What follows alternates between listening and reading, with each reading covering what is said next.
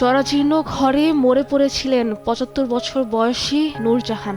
অথচ একই বাসায় থেকেও মায়ের খবর জানতেন না মেয়ে, খোঁজ নেননি ছেলেরাও। খবর পেয়ে ওই বৃদ্ধার পচা গলা মরদেহ উদ্ধার করে পুলিশ।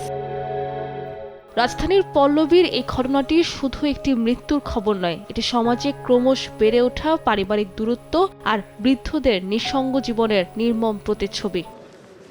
এই ঘটনার তদন্ত চেয়ে বুধবার হাইকোর্টে রিট করেন সুপ্রিম কোর্টের আইনজীবী শরীফ সরকার। রিটে ওই বৃদ্ধার সঙ্গে মানবাধিকার লঙ্ঘনের ঘটনা ঘটেছে কিনা সে বিষয়ে তদন্তের নির্দেশনা চাওয়া হয়েছে। তার মরদেহটি পচা অবস্থায় এবং পোকামাকড় লাশটিতে পোকামাকড় সহ পাওয়া গিয়েছিল এবং পুলিশ প্রাথমিকভাবে ধারণা করছে যে এই বাসাটিতে নারী ৭ থেকে ৮ দিন আগে তিনি মৃত্যুবরণ করেছেন। আপনারা দেখেছেন যে তার ঘরটি খুবই আবর্জনাপূর্ণ ছিল, নোংরা অবস্থায় ছিল এবং বসবাস অনুপযোগী ছিল। এবং যিনি নার্স গিয়েছিলেন এখানে তিনি বলেছিলেন যে ১-২ বছর এই ঘরটি মনে হয় পরিষ্কার করা হয়নি।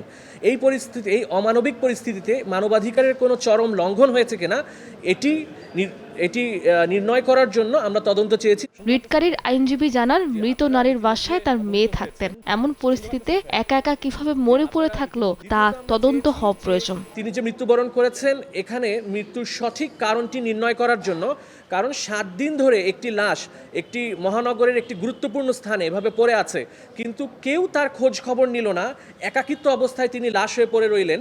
এই বিষয়টি তদন্ত করে আমাদের ফৌজদারি, আমাদের দণ্ডবিধিতে যে অবহেলাজনিত মৃত্যু হয়েছে কিনা সেটি নির্ণয়ের জন্য আমরা তদন্ত চেয়েছি। নূরজাহান বেগমের বড় ছেলে যুগ্ম সচিব, মেজো ছেলে বুয়েট শিক্ষক এবং ছোট ছেলে কানাডা প্রবাসী। এই ঘটনায় পল্লবী থানায় অপমৃত্যুর মামলা করেছেন বৃদ্ধার মেয়ে।